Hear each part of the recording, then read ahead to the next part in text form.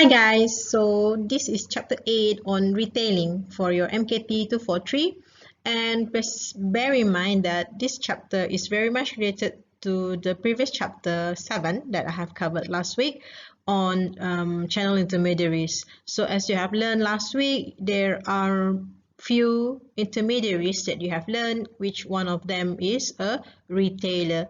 So retailers, they do retailing. Alright, so in this chapter 8, we will focus on retailing itself, which the first one that I'm going to cover with you is on the definition of retailing. Secondly, the classification of retail operations, and then we're going to look into the major types of retail operations, some non-store retailing, which doesn't require a store itself, but it can be also considered as retailing. And lastly, I'm going to cover on franchising. So let's get started. So the first part of this chapter, which is definition of retailing. So retailing is involving all activities in selling goods or services directly to final consumers for personal and non-business use. So make sure that you have in mind that when you talk about retailing, it is from the shop to the final consumers, or the end users, which they use it for their personal or even the household consumption, and also non-business uses. Okay. Next, the classification of retail operation. So the retail operation can be classified into 4 types, which is the first one in terms of their ownership, okay, their type of level of service, their product assortment, and also their price. When you talk about the ownership, it can be either an independent retailer or a chain store or a franchise. While in terms of the classification of level for their service, it could be a full service, limited service, or self-service retail operation. And then we're going to look later on the product assortment and also the price. Like I told you just now, in terms of the ownership, it can be classified either an independent retailer, chain store, or a franchise. So what is an independent retailer? So this is actually whereby the owner build up the shop, okay, or the store by themselves, right, or by himself or herself, and make their own decision, manage the business by themselves. All right, so the independent retailer basically is the one or a group of people, okay, they can be in terms of a partnership, right? They build up that particular shop or a store where it is only one store available in the whole marketplace. Right, like you can see an example here, Mama Bakery, or you can see there is a Kedai Runcit Pak Abu in your hometown, right, or nearby your house. There's this particular mini mart whereby it is not available, or there's no other mini mart like that. All right, and then, oops, sorry.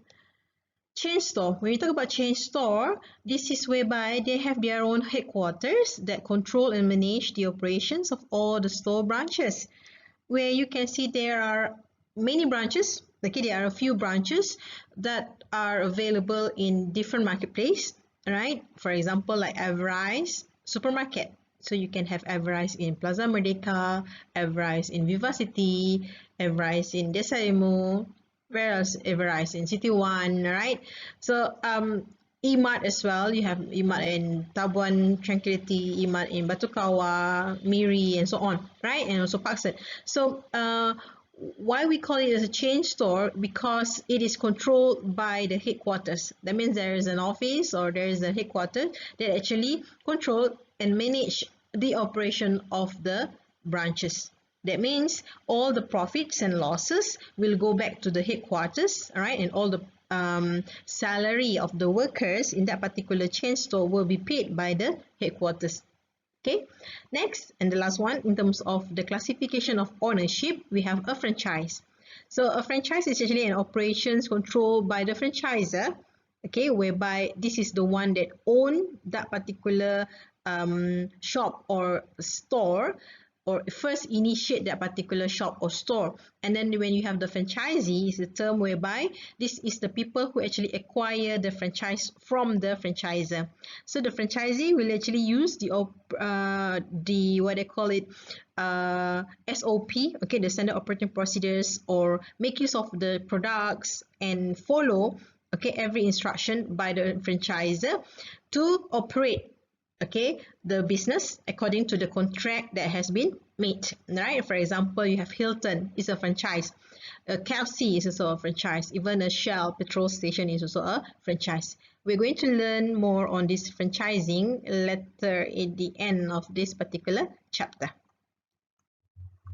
Next, we're talking about the level of service. So there are limited service which they offer somehow in the middle between the what they call self-service and also the full service. So as you know, when you talk about self-service, everything will be in terms of the customers, yeah, customer will do everything by themselves, all right, without any help or without any assistance from the sales assistants or the shop owner, right? For example, if you go to McDonald's, okay, a level of service in McDonald's will be self-service, whereby when you enter the shop, you will have to queue and also order whatever you want, and then you will wait for your order, and then you find your own seat, and then you dine in. After you eat, then you will have to throw away all your leftovers or your packaging, okay, into the rubbish bin, then you walk out from the store. So everything is done self-service. Another example is like when you do laundry at the self-service laundry, the one that you put in coins inside the machines, right? Those are self-service. Everything is done by yourself, okay, or by the customers. On the other extreme, which is the full service, whereby every single thing that the customer need to do, sorry, not the customer, every single thing that customer go to that particular shop will be done or will be assisted by the shop owner or the sales assistants in that particular shop, okay? For example, if you go we talk about restaurant, you go to a very fancy and also what they call 5-star restaurant, yeah, which when you go there, you will be seated, okay, you will be ushered to your table, all right, then you'll be given the menu, and then the waiter or the waitress will actually wait for you to order things that you want to eat, and then they will bring your food to your table. Unlike McDonald's just now, you have to bring the food by yourself, isn't it? Okay, so full service is where everything is done by the shop owner or the sales assistants, okay.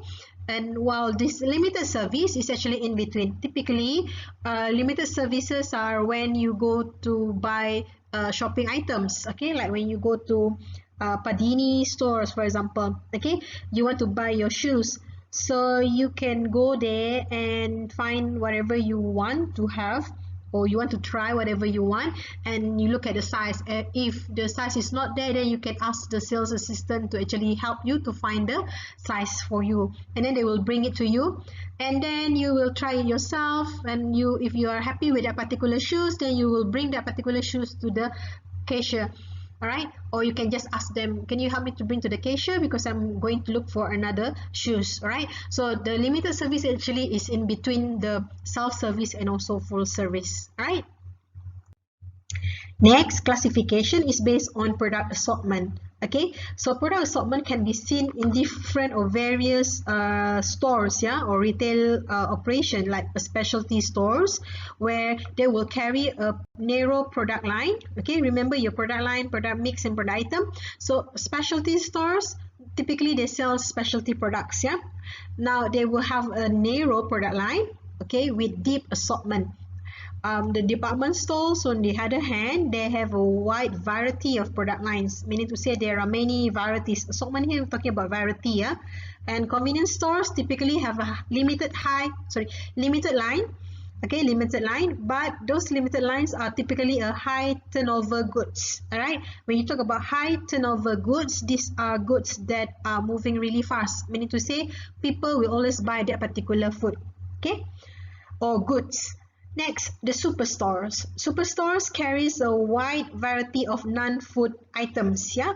And another category of product assortment is category killers, all right, category killers, which carries a deep in category with sales staff that are very experienced. Okay, for example, the Court Mammoth or IKEA, all right, or category killers also. Example for category killers also like Sports Direct. All right, if you go to that particular shop, they will carry the deep category of the particular product lines, yeah, like in Sports Direct, all the sports items there. Okay, when they have the sales staff to actually assist you to buy things that are suitable for you. Lastly, in terms of the price, okay, the classification of retail outlet could be seen in terms of their price. Which do they carry discount stores or discounted prices, okay, or do they have the off-price retailers? All right, off-price retailers typically they are very very cheap. Okay, factory outlets. So normally they carries a price that are cheap because they typically get it from the factory, like the F4S, right, and a warehouse club. Okay, in Malaysia we don't really have this warehouse club, but last time, long time ago, we do have this macro whereby only members can go and buy things from that particular retail operation, and they are given a member discount price. Okay. Moving on to 8.3, which is major types of retail operation. Okay, so bear in mind there are 7 major types of retail operations. Okay, let's first look at the first one, department stores.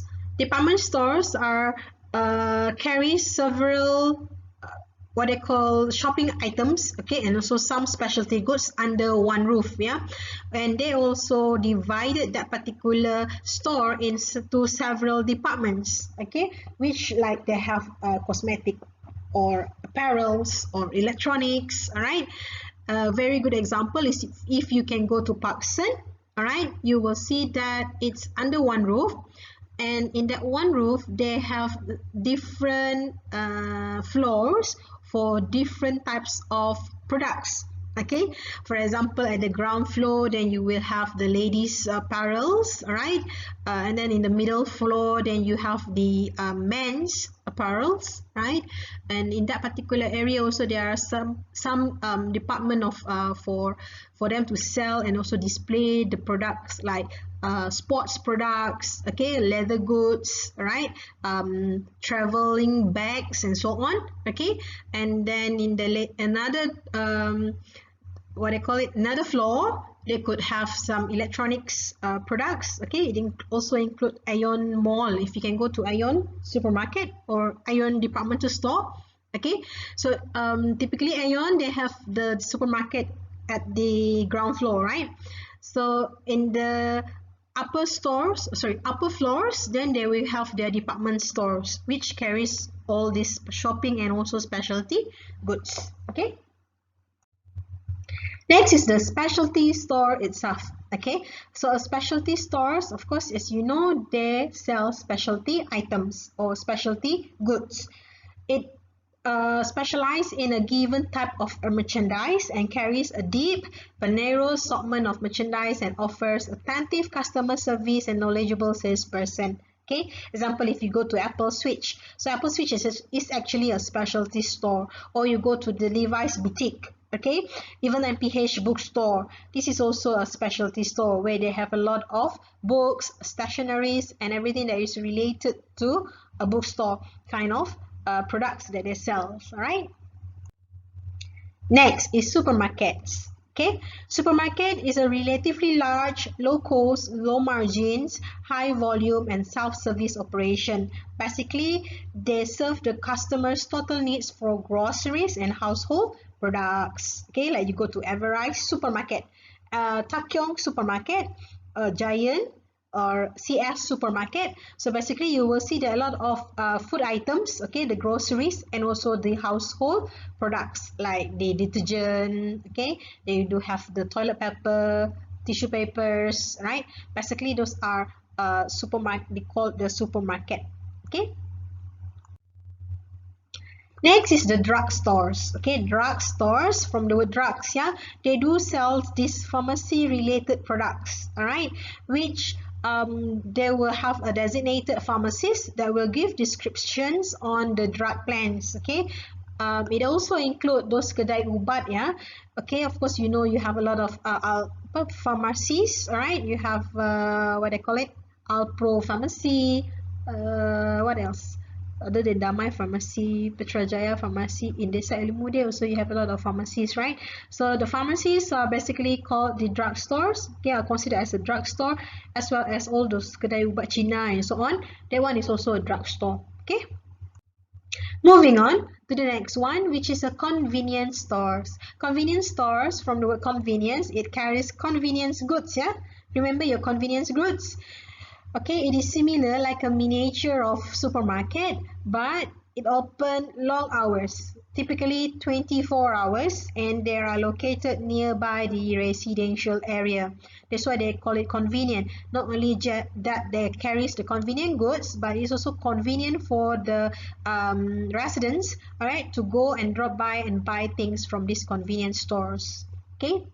In Malaysia, we have a lot of 7-Eleven. All right, so 7-Eleven is called the convenience store. Okay, you also have the KK Mart, right? KK Mart, whatever shops that you see, they open 24 hours, then they are considered as a convenient stores. Next is discount stores. So discount stores carry standard merchandise sold at lower prices. Not lower prices, yeah, of course, like lower prices are love prices. Okay, so can you change this to lower? Yeah, this one, W. Okay, lower prices, which have a lower margin and higher volume. Lower margin here meaning to say they don't really earn a lot of profits, yeah, from selling the product, but they have high volume, meaning high quantity. From the quantity that they sell, then they can actually earn a lot of profit. Okay, so they offer a large assortment of routinely purchased food and also non-food products. Okay, and under the discount stores itself, they also have what they call discount specialty stores, okay, which carries a single line stores offering merchandise such as sporting goods, electronics, auto parts, office supplies, and also some toys. Okay, you can see a lot of these discount specialty stores in in the shopping mall. Okay, or like even the Sports Direct itself, okay, the category killer just now, or if you go to Viva City, there are a lot of shops selling toys, yeah, and they are at a discounted price. So these are actually discount specialty stores that sells a lot of toys, yeah. Other examples could include the Tesco, Carrefour, and also Walmart. Okay, these are considered the discount stores because they do sell these food and also non-food items. Other than that, there's also what they call the off-price discount retailers, which they sell at prices that are 25% or more below the traditional department stores prices. Okay, like when you go to I think Golden Dragon City, is it GDC departmental store, or there's another one, 100% discount store, is it they call it? Alright, so these are actually off-price discount retailers. They purchase goods at lower cost and then they can sell at a very cheap prices. See, okay, like Maidin, not in Sarawak lah. Maidin in Sarawak is not really what we call the discount store. It is just a supermarket, okay, but 100% discount stores, yes, right, factory outlets, right, they are called the off-price, or they are considered as off-price discount retailers. Lastly, a restaurant. Okay, the restaurants straddle the line between a retailing establishment and a service establishment. Why is it so? Because restaurants offer tangible products and intangible products. So the tangible products includes the food and also the drinks, right? While the intangible products are the service elements, which includes the food preparation, as well as the drink preparation and also the food services given. to the customers. So many restaurants nowadays offers takeaway and also delivery services, or even they also partnered with a lot of delivery providers like GrabFood, Foodpanda, Live, and so on, right? And you can name me a lot of restaurant available in your place, okay? Like for example, Pizza Hut, Singapore Chicken Rice, and many other more restaurants. Next, we move on to the non-store retailing. When you talk about non-store retailing, it refers to shopping without visiting the store itself, okay? And it is growing faster than in-store shopping because the consumer demand for convenience, okay? So non-store meaning to say customer do not have to go to the physical store itself, right? So they can just buy it from the non-store kind of retail operation. First one, we look at auto vending. Okay, this is actually vending machine lah, alright, which uses the machine to sell the products. Typically, you have in your hostel or near your what they call it, bilik kuliah, classroom. Okay, you have the drinks, okay, and also snacks. In Malaysia, we don't really have newspapers because Malaysian and you don't read newspapers, right? So typically newspapers are read online. So yes, that one you buy it online lah. But this one, when you talk about vending machine, they do sell newspapers from the vending machine. Okay, some snacks and also drinks. And if you go to a lot of what they call it, shopping malls, you will also see they sell other products, yeah. In the vending machine, like if you go to airport, for example, they do sell traveling essentials in the vending machine so that you can buy things like your charger cable, a power bank, okay, what they call it, adapters and so on from the vending machine at the airport. Okay. Second, the non-store retailing is direct retailing. Direct retailing is a door-to-door sales and also party plan selling. This one is typically done by the sales force or the salesperson. So they will knock door to door and then they will tell you, do you want to buy this thing? So they will carry a lot of things with them, all right, in their bags, or they will bring catalogs for you to browse through and see, and then you can actually purchase immediately. Or a party plan, meaning to say you invite people to come to your party. Tupperware has been doing a lot of party plan selling, yeah. In fact, they are the one who actually initiate this party plan selling, whereby the seller will actually invite their friends or their family to come to their house and have some party or high tea, okay, or lunch or makan-makan lah. And then what they do is that they use the Tupperware, right? And when people see that particular Tupperware, then they start to sell those Tupperwares to the guests that come to the party. Okay. Number 3 is electronic retailing, or typically known as e-tailing. Okay, using the internet, or so people can buy it online. Okay, other than Zalora, you can buy it from eBay, Lazada, Shopee. Those are actually e-tailing lah. Alright, you know that better. And number 4 is the direct marketing. Direct marketing, there is direct response marketing and also telemarketing, yeah. So let's first look direct response marketing. This is a variety of techniques used, such as using telephone, direct mail, catalogs and newspaper or TV, radio apps that invite shopper to buy from their home.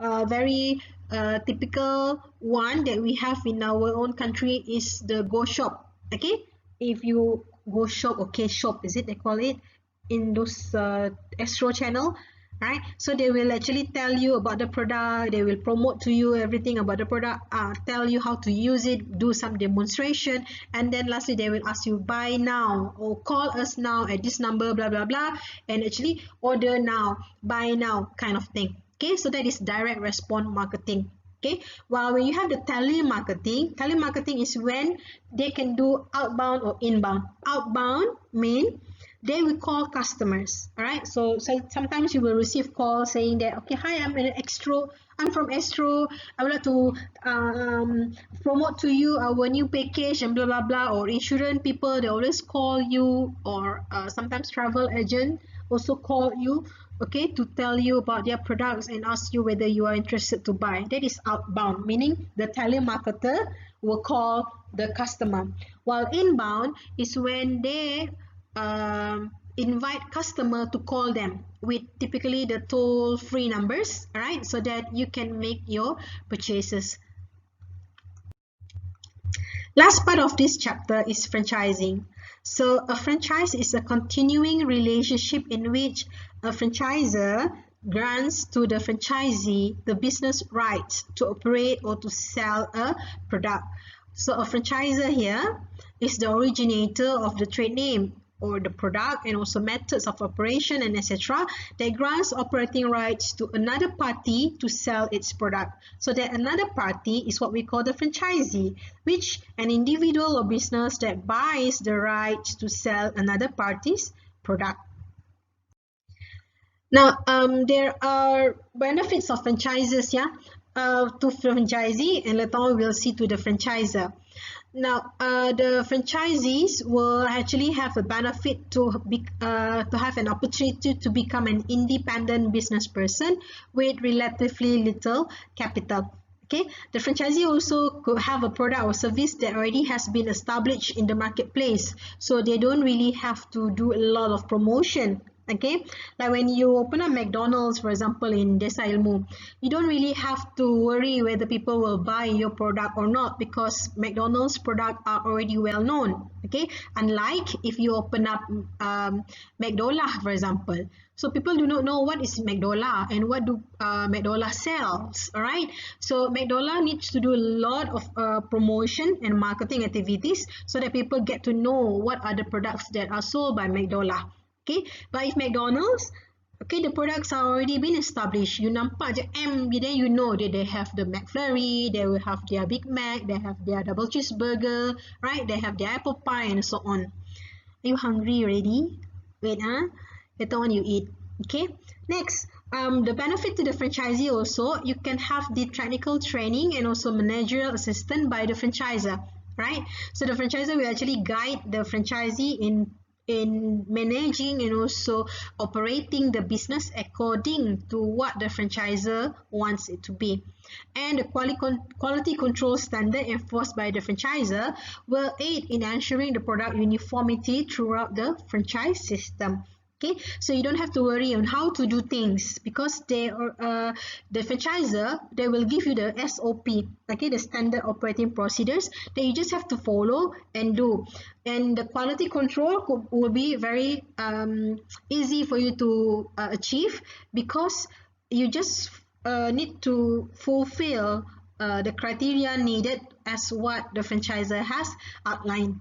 Okay, next, the benefits to the franchisor. All right, franchisor in a way that they will have their company expansion with limited capital investment. All right, you, instead of you yourself open up a new branch, okay, you need to have your own land, you need to buy a building, or you need to find workers and so on. But here franchisor do not have to do that because the franchisee will be doing that.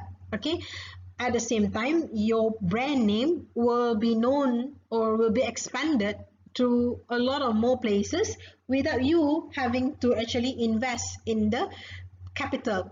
Capital is modal, in BM, right? So the capital investment is going to be limited. Instead, the franchisees are the one will actually pay to the franchisor the franchise fees. Okay, so this is when franchisor can benefit from doing franchising, right? And they will also have motivated store owners.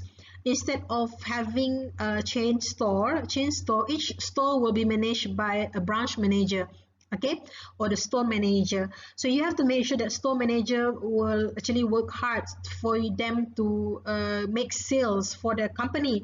But in franchising, all profits and also sales will be owned by the franchisee themselves.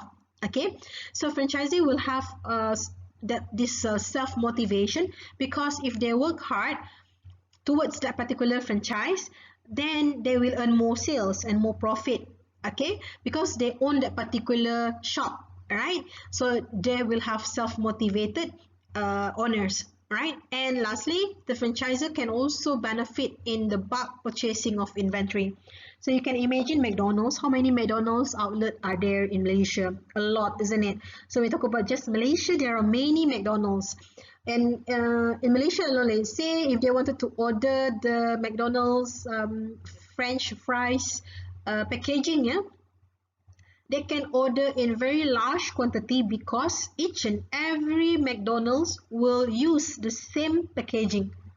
Okay, and also does the fries, for example, when they want to buy from the supplier, the fries they will order in very large quantity, and having a large quantity ordered can gives you quantity discounts. All right, typically if you buy more, then it will be cheaper cost per unit. Alright, so that's it about chapter 8, and it's very simple. If you have any questions, please write it down so that you'll be able to ask me during our live session next week. Okay, thank you guys. Bye. Have a nice weekend.